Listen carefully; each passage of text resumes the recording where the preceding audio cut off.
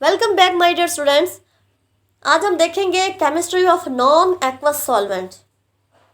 Before understand what are non aqueous solvent, हमें सबसे पहले कुछ बुनियादी चीज़ें डिस्कस करनी पड़ेंगी। उसके बाद हम आसानी से नॉन एक्वस सॉल्वेंट को अच्छे तरीके से डिस्कस कर पाएंगे। डियर स्टूडेंट्स, हम जानते हैं कि कोई भी सब्सटेंस जो कि क्या करती है, मुख्तलिफ चीज़ों को अपने अंदर डिज़ोल्व कर सकती है, क्या कहलाती है? सॉल्वेंट कहलाती है।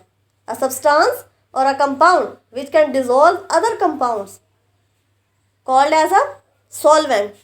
एक ऐसे सब्सटेंस जो मुख्तलिफ चीज़ों को अपने अंदर डिज़ोल्व करने की कुव्वत रखती है, मुख्तलिफ चीज़ों को अपने अंदर डिज़ोल्व करने की उसमें फोर्स मौजूद है, उसमें पावर मौजूद है, तो उसे हम क्या कहेंगे? सॉल्वेंट कहेंगे।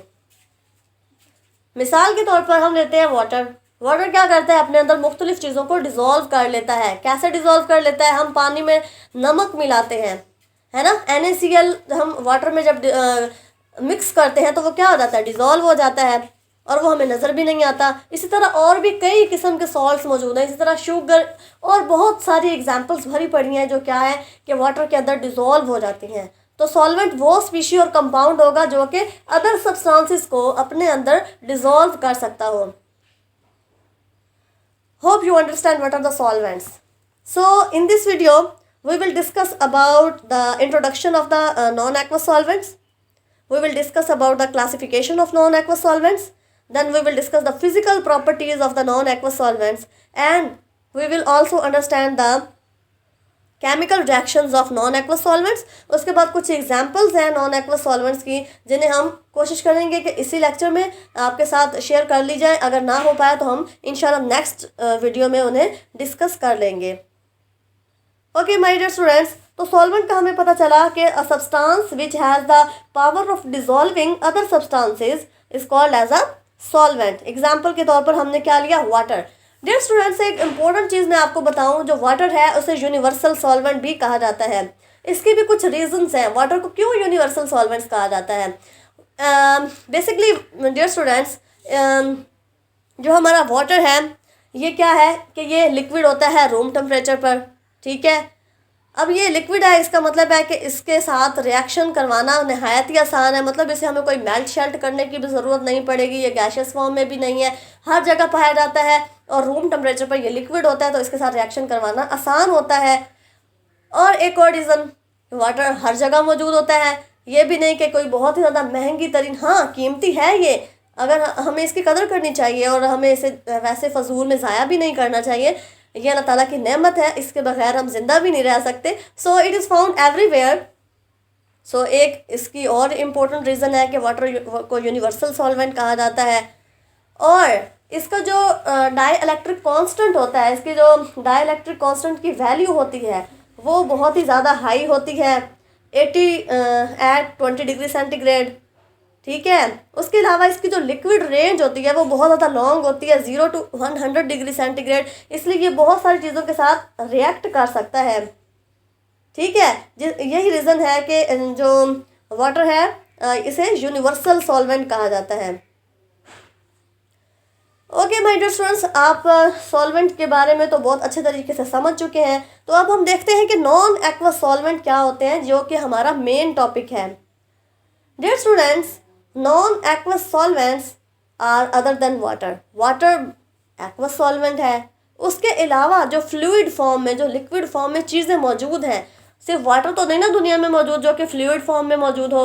और मतलब इसका मतलब ये है कि वाटर के अलावा और भी बहुत सारी चीज़ें हैं जो क्या कर सकती हैं, मुख्तलिफ सब्सटेंसेस को अपने अंदर डिज़ोल्व कर सकती हैं। हमने शुरू में देखा था कि सॉल्वेंट उस चीज़ को कहा जाता है जो कि अपने अंदर पावर रखती है अदर सब्सटेंसेस को अपने अंदर डिज़ोल्व करने की। तो ये एबिलिटी सिर्फ वाटर में नहीं और भी चीज़ों में मौजूद थी, लेकिन वो वाटर नहीं थे, उनमें वाटर मौजूद ही नहीं था, तो उन्हें कहा गया these are the non aqueous solvent. Non aqueous solvents are water free fluids. देखा ना कि these are the water free fluids that dissolve certain salts in the same way as water. Water की तरह वो भी सर्टेन सॉल्ट्स को अपने अंदर डिसॉल्व कर सकती हैं, लेकिन वो वाटर नहीं होते। तो ऐसे सॉल्वेंट्स को क्या कहा जाता है? These are the non aqueous solvents. Some common examples are liquid ammonia NH3, liquid sulfur dioxide SO2, hydrogen fluoride HF, dinitrogen tetraoxide N2O4 and phosphorus oxychloride. These are the very very important examples. ये MCQ में भी पूछी जा सकती हैं, so important to note. So this was the introduction of the non-aqueous solvent. Okay my dear students, now we will discuss about the classification of the non-aqueous solvent. Non-aqueous solvent को भी further classify किया गया है, ठीक है. Classification of non-aqueous solvent depends upon the following factors. ये कुछ factors पर depend करती है इनकी classification, ठीक है. तो ये कौन कौन से factors हैं कि जो हमारे non-aqueous solvents हैं, ये प्रोटिक हो सकते हैं या अप्रोटिक हो सकते हैं, आयनाइजिंग हो सकते हैं या नॉन आयनाइजिंग हो सकते हैं, और ये जो हमारे नॉन एक्वस सॉल्वेंट्स हैं ये एम्फोटेरिक या एम्फोप्रोटिक सॉल्वेंट भी हो सकते हैं. तो ये किस तरह से इन्हें आगे डिस्कस किया गया है ये देखते हैं. माय डियर स्टूडेंट्स, सबसे पहले हम डिस्कस करते हैं जो फर्स्ट क्लासिफिकेशन है नॉन एक्वस सॉल्वेंट की on the basis of protic and aprotic solvent. My dear students, जैसे कि मेरे चैनल का नाम है chemistry tricks with Ayesha Khan, लेकिन मैंने आपके साथ कभी ट्रिक्स डिस्कस ही नहीं की. इसकी क्या रीज़न है? माय डियर स्टूडेंट्स, जो मैं आपको कॉन्सेप्ट देती हूँ यही एक ट्रिक होती है किसी भी चीज़ को समझने की. ज़रूरी नहीं है कि हम फजूल किस्म के कोई आइडियाज़ लगाएं किसी भी चीज़ को समझने के लिए, है ना. तो जो ये मैं आपको बातें बताती रहती हूँ ये भी ट्रिक्स होती हैं आपके माइंड में इन चीज़ों को स्टोर करने के लिए, ठीक है. तो सबसे पहला क्या था, अच्छा मैं आपको बता रही थी प्रोटिक सॉल्वेंट्स और एप्रोटिक सॉल्वेंट्स. तो अब इनको याद करने की एक इम्पोर्टेंट ट्रिक यही है. प्रोटिक, प्रोटॉन डोनर्स, प्रोटिक नाम से जाहिर हो रहा है.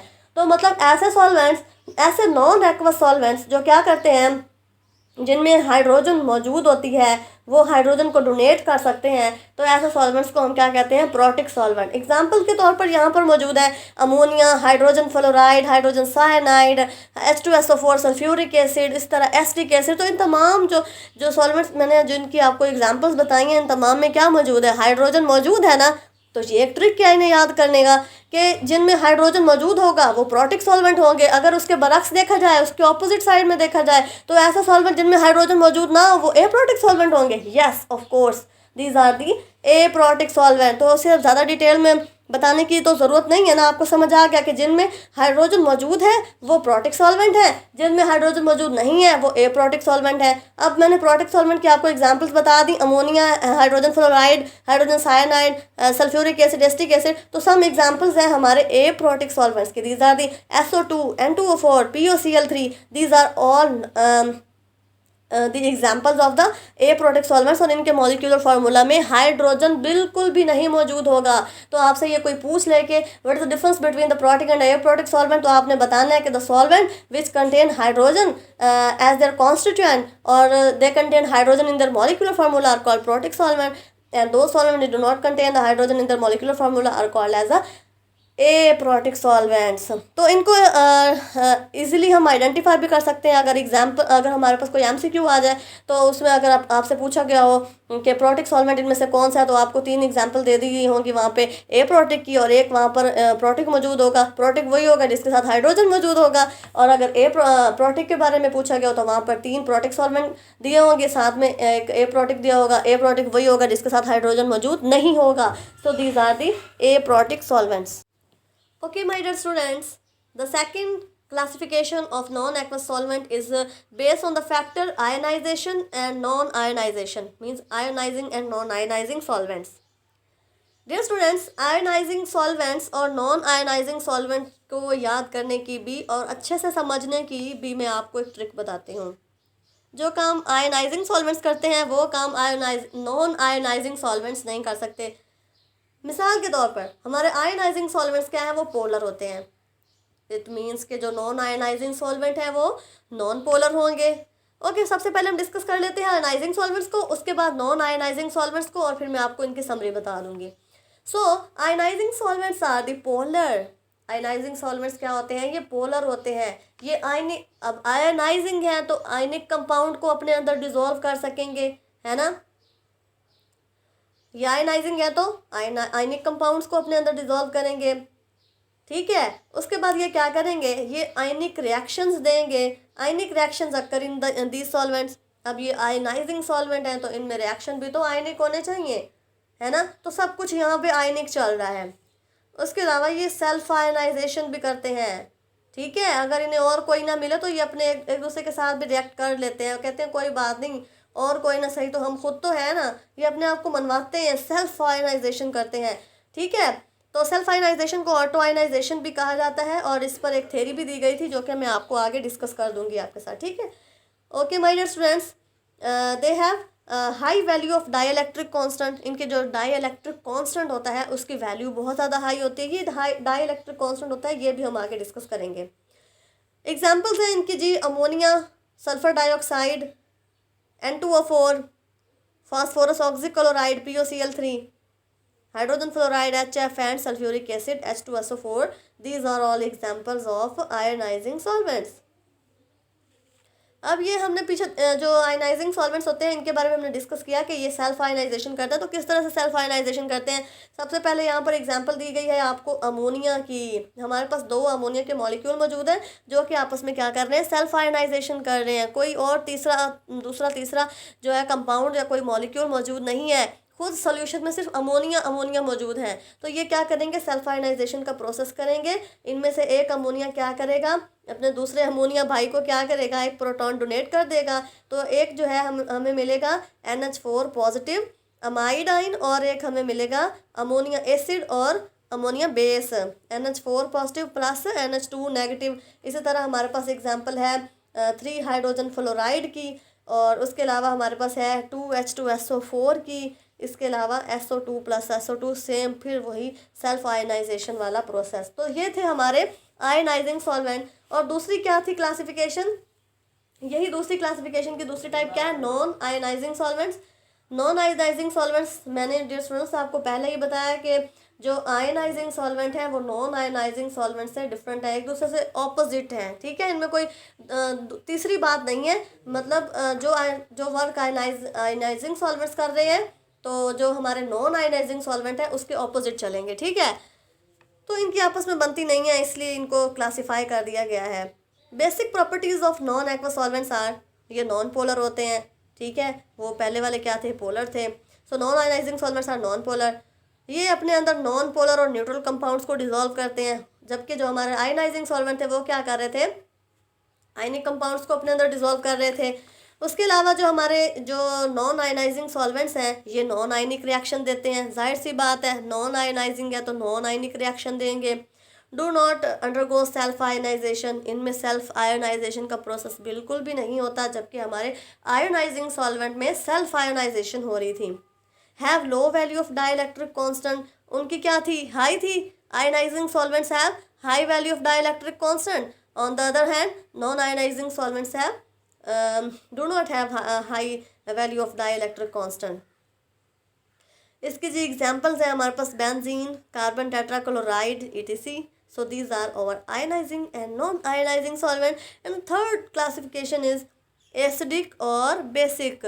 जो हमारे नॉन एक्वस सॉल्वेंट हैं वो एसिडिटी भी शो करते हैं, बेसिसिटी भी शो करते हैं। तो इन्हें क्लासीफाई कर दिया गया on the basis of acidity and basicity. कौन से हमारे नॉन एक्वस सॉल्वेंट एसिडिक हैं, एसिडिक रिएक्शंस देते हैं, और कौन से बेसिक हैं, ये हम डिस्कस करते हैं अब। ओके माय डियर स्टूडेंट, देखते हैं इन्हें हम। जो हमारे एसिडिक सॉल्वेंट्स होते हैं इनको बड़ा जुनून होता है। ये क्या करते हैं, बड़े ताकतवर अपने आप में बनते हैं, और क्या करते हैं, हाइड्रोजन दे देते हैं। उनके पास बड़ी ज़्यादा एफिशिएंसी होती है, क्या करते हैं, हाइड्रोजन को दे मारते हैं। चल कहते हैं चल भाई तू ले ले हाइड्रोजन, जी ले अपनी ज़िंदगी। So these are the acidic solvent. और कौन से, non aqueous solvent. Non aqueous solvent acidic भी हो सकते हैं और बेसिक भी हो सकते हैं। जो एसिडिक होते हैं उन्हें बड़ा जोश चढ़ा होता है किसका, हाइड्रोजन देने का। दूसरों को मुफ्त में कहते हैं ये ले भाई हाइड्रोजन ले जा। तो इनकी एग्जाम्पल्स हैं hydrogen fluoride, sulphuric acid H2SO4 और एसिटिक एसिड। सो एग्जाम्पल तो इनकी बहुत ईजी है, बार बार सेम एग्जाम्पल रिपीट हो रही हैं, इंशाल्लाह आपको जल्दी याद हो जाएंगे, ठीक है। तो हमारे एसिडिक सॉल्वेंट्स क्या हैं, acidic solvent have strong tendency to give proton. और इनकी एग्जाम्पल क्या है, HF, hydrogen fluoride, sulphuric acid और एसिटिक एसिड। और जो हमारे बेसिक सॉल्वेंट हैं ये क्या कहते हैं, ये कहते हैं भाई जो आपके पास है हमें दे दो, हम तो हर वक्त भूखे पड़े हुए हैं, चल हाइड्रोजन दे दो, हाइड्रोजन दे दो हमें। हर वक्त इनको हाइड्रोजन लेने की ही पड़ी होती है। Solvent which have strong affinity for proton are called basic solvent. हर वक्त बेचारे भूखे पड़े हैं। चलो भाई, कोई आता है तो हमें देता ही जाए, हमने किसी को कुछ नहीं देना, बस हमें ही दे दो। ठीक है, तो इनकी एग्जांपल्स हैं जी अमोनिया, पिरिडीन और हाइड्राजीन। इसके अलावा डियर स्टूडेंट्स, ये तो थी एसिडिक और बेसिक क्लासिफिकेशन हमारे नॉन एक्वस सॉल्वेंट की, एसिडिटी और बेसिसिटी। उसके अलावा हमारे नॉन एक्वस सॉल्वेंट एक और करैक्टर भी शो करते हैं। उस करैक्टर को क्या कहा जाता है? एम्फीप्रोटिक सॉल्वेंट्स, या फिर इनको एम्फोटेरिक सॉल्वेंट भी कहा जाता है। ये क्या करते हैं? ये उल्लू की तरह कभी उधर और कभी उधर, मतलब एसिडिक करैक्टर भी शो करते हैं और बेसिक करैक्टर भी शो करते हैं। These have hydrogen in their formula and can act as a both acid और बेस। एसिड के तौर पर भी एक्ट करते हैं और बेस के तौर पर भी जो है वो ये एक्ट करते हैं। एग्जाम्पल है इनकी वाटर और एसिटिक एसिड। वाटर का तो आपको कॉमन से एग्जाम्पल है, अच्छे तरीके से पता है कि ये ऐसे किसी भी फर्दर किसी भी कंपाउंड के साथ इसका रिएक्शन करवाया जा सकता है। So these are the examples of the amphiprotic और एम्फोटेरिक सॉल्वेंट।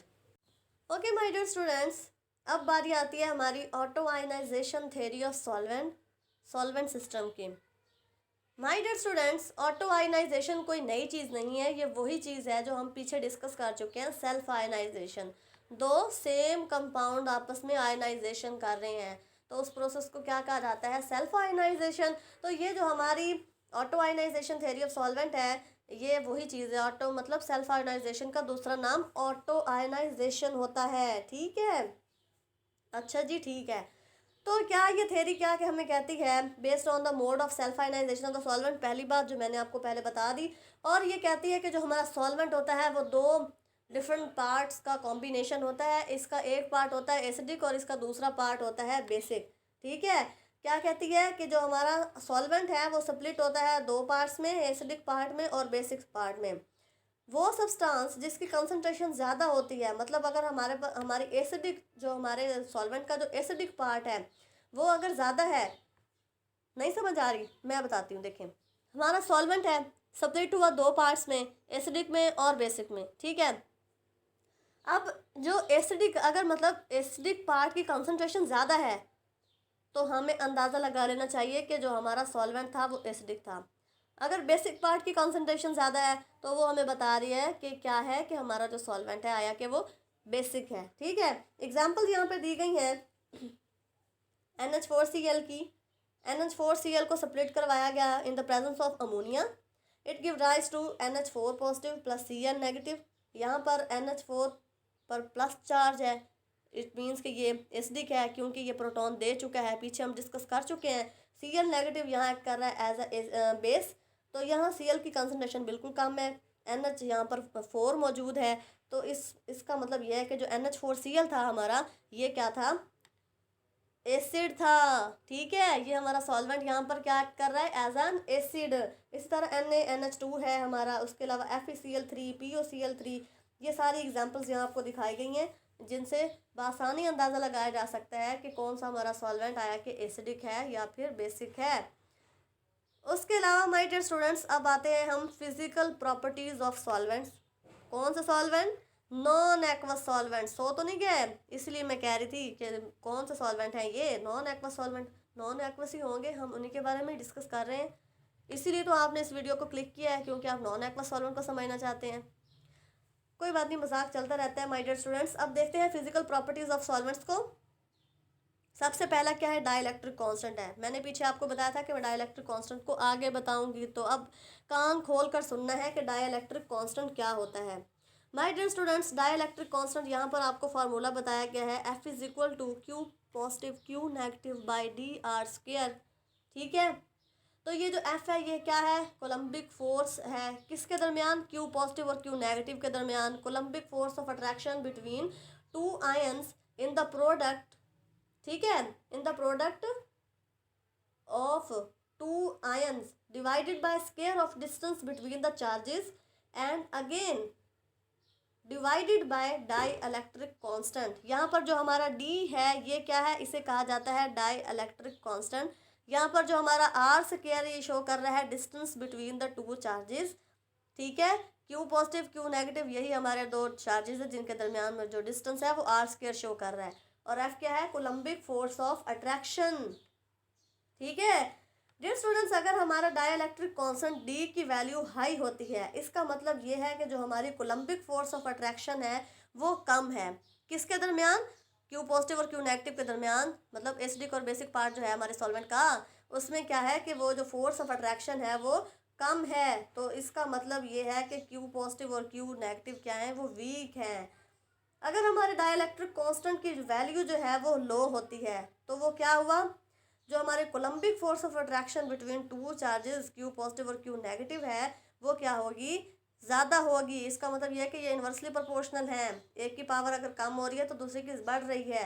अगर डाइलेक्ट्रिक कांस्टेंट की वैल्यू है जो वो ज़्यादा है तो फोर्स ऑफ अट्रैक्शन दोनों चार्जेस में कम होगी। अगर जो डाइलेक्ट्रिक कांस्टेंट की वैल्यू कम है तो फोर्स ऑफ अट्रैक्शन ज़्यादा होगी। इससे हम अंदाज़ा लगा सकते हैं डाइलेक्ट्रिक कांस्टेंट का। बहुत ही इम्पोर्टेंट था और इसे आपने अच्छे से समझ लेना है। उम्मीद है कि आपको इसकी समझ आ गई होगी। मुझे यकीन है मेरे जो स्टूडेंट्स हैं वो बहुत ज़्यादा समझदार हैं, एक ही बार समझ लेते हैं। Okay my dear students, the second physical property of the non aqueous solvent is the viscosity. High viscosity means precipitation, crystallization, filtration cannot take place. It reduces the usefulness of the solvent. Oh my God, ये usefulness solvent को मतलब मुफीद बनाने में नाकाम कर देती है विस्कोसिटी। अंदाज़ा लगाएं विस्कोसिटी क्या होती है, गहरापन क्या होता है उसे, मतलब जैसे हमारे पास हनी है तो उसमें क्या होता है, वो बहुत ज़्यादा गहरा होता है, गाढ़ा होता है, गहरा कह रही हूँ, गाढ़ापन। तो विस्कोसिटी क्या होती है, गाढ़ापन होती है। तो अगर हमारे जो कोई भी हमारे पास कोई सॉल्वेंट मौजूद है तो उसमें उसकी विस्कोसिटी ज़्यादा है, मतलब वो ज़्यादा गाढ़ा है, तो क्या होगा, वो रिएक्ट भी आसानी से नहीं कर पाएगा। तो फिर जाहिर सी बात है कि उस सॉल्वेंट की यूज़फुलनेस कम हुई या नहीं हुई, बिल्कुल हुई। तो ये विस्कोसिटी जो है ये हमारे नॉन एक्वस सॉल्वेंट की एक प्रॉपर्टी है। ये हमें बता रही है कि अगर सॉल्वेंट जो है ना वो उसकी विस्कोसिटी ज़्यादा होगी तो रिएक्शन अच्छे से नहीं हो पाएगा, है ना। Okay, the third physical property of the non aqueous solvent is the melting and boiling points of the solvent. Basically gives liquid range of solvent. ये हमें आमतौर पर क्या बताती है, लिक्विड की रेंज बताती है, मतलब सॉल्वेंट की लिक्विड रेंज बताती है। जैसे हमारे पास वाटर है, उसकी लिक्विड रेंज क्या होती है, 0 डिग्री सेंटीग्रेड पर वो बिल्कुल फ्रीज हो जाता है, सॉलिड फॉर्म में आ जाता है। और अगर हम उसे हीट करना चाहें तो 100 डिग्री सेंटीग्रेड टेम्परेचर तक हम टेम्परेचर को बढ़ा सकते हैं और वो क्या होता है कि वो बॉयल होना 100 डिग्री सेंटीग्रेड टेम्परेचर तक वो बॉयल होना शुरू हो जाता है। तो ये उसकी क्या है, वो लिक्विड रेंज है। तो ये क्या होती है, मेल्टिंग एंड बॉइलिंग पॉइंट्स हमें क्या बताते हैं, लिक्विड की सॉरी सॉल्वेंट की लिक्विड रेंज बताते हैं। Knowing the range of a particular solvent we can find its usefulness. ठीक है, उसकी हम यूजफुलनेस का अंदाज़ा लगा सकते हैं अगर हमें उसकी लिक्विड रेंज का पता होगा। तो ये बहुत ही इंपॉर्टेंट प्रॉपर्टी है हमारे सॉल्वेंट की। उसके बाद जी अगली important very very important property of the non-aqueous solvent is that the heat of fusion and vaporization. Heat of fusion and vaporization gives an idea about intermolecular forces। ठीक है, ये हमें जो हमारा मॉलिक्यूल है ना उसमें मौजूद जो इंटरमोलिकुलर फोर्सेस हैं, मतलब वो जो मॉलिक्यूल्स के जो एटम्स हैं ना उनको जो कंबाइन, उनको जोड़े रखने वाली जो फोर्सेस होती हैं उन्हें इंटरमोलिकुलर फोर्सेस कहा जाता है। तो ये हीट ऑफ फ्यूजन और वेपोराइजेशन से ही हमें उसका पता चलता है कि वो फोर्सेस कितनी ज़्यादा स्ट्रॉन्ग हैं और कितनी वीक हैं। अगर वो स्ट्रॉन्ग होगी तो हमें क्या करना पड़ेगा, ज़्यादा हीट अप्लाई करनी पड़ेगी उसे उसकी फ्यूजन करवाने के लिए या फिर उसको वेपर में कन्वर्ट करने के लिए ज़्यादा हीट की ज़रूरत पड़ेगी। अगर वो इंटरमोलिकुलर फोर्सेस कम है तो हमें थोड़ी सी हीट की रिक्वायरमेंट होगी और हम उसे आसानी से वेपराइज या उसको फ्यूज़ करवा सकते हैं। ओके, अगली प्रॉपर्टी है इनकी, सॉरी प्रॉपर्टी नहीं, अब हम डिस्कस करने जा रहे हैं केमिकल रिएक्शंस जो कि हमारे नॉन एक्वस सॉल्वेंट्स करते हैं। अब सारे जो केमिकल रिएक्शंस हैं वो वाटर ही नहीं कर सकता, सारा क्रेडिट वाटर को नहीं जा सकता। जो एक्वस सॉल्वेंट है, नॉन एक्वस सॉल्वेंट भी केमिकल रिएक्शन परफॉर्म कर सकते हैं। Okay, so following chemical reactions can take place in non aqueous solvent. यहाँ पर कुछ केमिकल रिएक्शन मैं आपके साथ डिस्कस करने जा रही हूँ जो कि हमारे नॉन एक्वस सॉल्वेंट परफॉर्म कर सकते हैं। These are the acid based reactions, precipitation reactions, salt formation and solvation reaction. सबसे पहले हम देखेंगे acid base reaction. Acid base reaction, reaction between acid and base. लेकिन नॉन एक्वा सॉल्वेंट में acid base reactions को एक्सप्लेन किया जा सकता है on the basis of solvent system concept. Solvent system concept हमें क्या बताता है? According to which an acid is a substance which increases the cation characteristic of a solvent, और बेस वो होगा जो कि एनाइन कैरेक्टरिस्टिक ऑफ सॉल्वेंट को बढ़ाएगा। मतलब एसिड एक ऐसी चीज़ है जो क्या करती है? कैटाइन्स की कैरेक्टरिस्टिक को बढ़ाती है, मतलब पॉजिटिव चार्ज वाली चीज़ें वहाँ पर ज़्यादा आएंगी, और जो बेस है वो एनाइनिक कैरेक्टरिस्टिक्स को सॉल्वेंट में क्या करती है? वो बढ़ा देती है। एग्जाम्पल्स है हमारे पास यहाँ पर एसिटिक एसिड का रिएक्शन है वाटर के साथ, हमें प्रोडक्ट मिलेगी CH3COO माइनस, साथ में H3O पॉजिटिव। इसी तरह हम जो है ये हमारा एक्वस सॉल्वेंट में था रिएक्शन। अब हम देखेंगे reaction in non aqueous solvent. So when acetic acid react with ammonia, it will give us CH3COO minus plus NH4 positive। इसी तरह हम एसिटिक एसिड का रिएक्शन करवाएंगे एक स्ट्रॉन्ग एसिड में, मतलब दोनों एसिड बहुत ज़्यादा स्ट्रॉन्ग है, एक है हमारे पास सल्फ्यूरिक एसिड और दूसरा है हमारे पास एसिटिक एसिड। तो यहाँ पर जो हमें जो प्रोडक्ट मिलेगी वो बिल्कुल डिफरेंट होगी। ठीक है, जो हमारा है सल्फ्यूरिक एसिड, ये बहुत ज़्यादा स्ट्रॉन्ग एसिड है। जैसे ही वो रिएक्ट करेगा एसिटिक एसिड के साथ, तो ये एसिटिक एसिड को क्या कर देगा? एक हाइड्रोजन दे देगा। अब यहाँ पर जो CH3COOH2 है ये एक्ट कर रहा है as a base, and HSO4 act कर रहा है as an acid. Number 2 is the precipitation reaction. This is also very important reaction of our non-aqueous solvent. These are the reactions in which the precipitation occur on mixing two solvent। दो solvent को mix करने से क्या होगा कि precipitate बन जाएंगे, मतलब जो हमारा रिएक्शन है वो कुछ खास अच्छा नहीं होगा। एक सॉल्वेंट क्या है, वो प्रेसिपिटेट बनकर नीचे बैठ जाएगा और दूसरा जो है वो सॉल्यूशन में ही रहेगा। एग्जाम्पल के तौर पर हम यहाँ लेते हैं silver chloride plus barium nitride. Reaction हमारा होगा इन the presence of ammonia NH3, so it will give us 2AgNO3। ये सिल्वर नाइट्राइड है, इसके हमारे बन जाएंगे प्रेसिपिटेट, और साथ में बेरियम क्लोराइड हमारे सोल्यूशन में रह जाएगा। So this was the precipitation reaction. Number 3 is the salt formation. Dear students, हम अच्छे तरीके से जानते हैं कि जैसे ही किसी एसिड का रिएक्शन करवाया जाता है बेस के साथ, तो उसके रिजल्ट में हमें जो प्रोडक्ट मिलती है वो होती है salt. The reaction between acidic and basic substance to form a salt. Example के तौर पर हम क्या लेते हैं सोडियम यूराइड। अब देखिए स्टूडेंट्स, सोडियम यूराइड जो है इसको जब हम हाइड्रोलिसिस करवाते हैं इन द प्रेजेंस ऑफ वाटर, तो हमें प्रोडक्ट में सोडियम यूराइड नहीं मिलता, बल्कि क्या मिलता है? Na पॉजिटिव अलग हो जाता है सोडियम, और OH नेगेटिव ये सेपरेट होगा, साथ में हमें यूरिया मिलेगा। लेकिन अगर हम इसी यूरिया का रिएक्शन करवाते हैं NaNH2 के साथ in the presence of ammonia, it will give us sodium यूराइड। सो ये हमने यहाँ पर देखा कि जो दो मुख्तलिफ सॉल्वेंट्स हैं, एक हमारा यहाँ पर एक्वस सॉल्वेंट है और दूसरा हमारा क्या है? नॉन एक्वस सॉल्वेंट है, और दोनों सॉल्वेंट्स ने हमें डिफरेंट प्रोडक्ट्स दी। तो ये थी हमारी salt formation.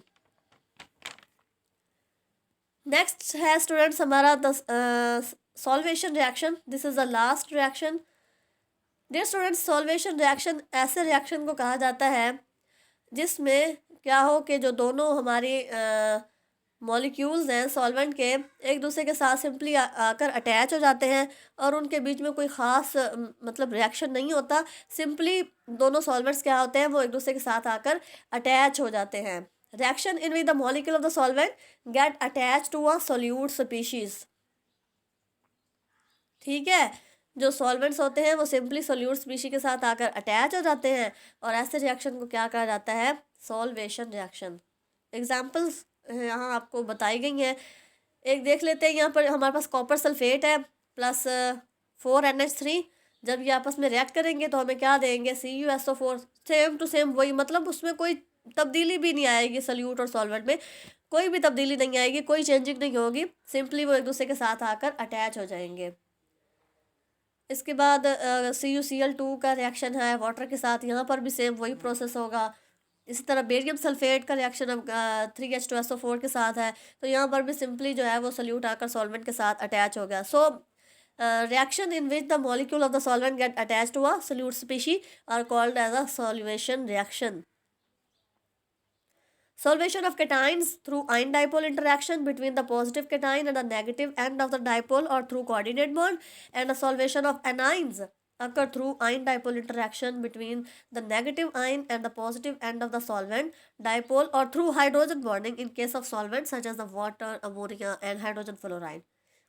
Okay students, lecture थोड़ा लंबा हो रहा है, इसे यहीं पे स्टॉप करते हैं और नेक्स्ट लेक्चर में हम देखेंगे लिक्विड अमोनिया, उसके अलावा H2SO4, SO2, HF, ये तमाम एग्जाम्पल्स जो है हमारे नॉन एक्वा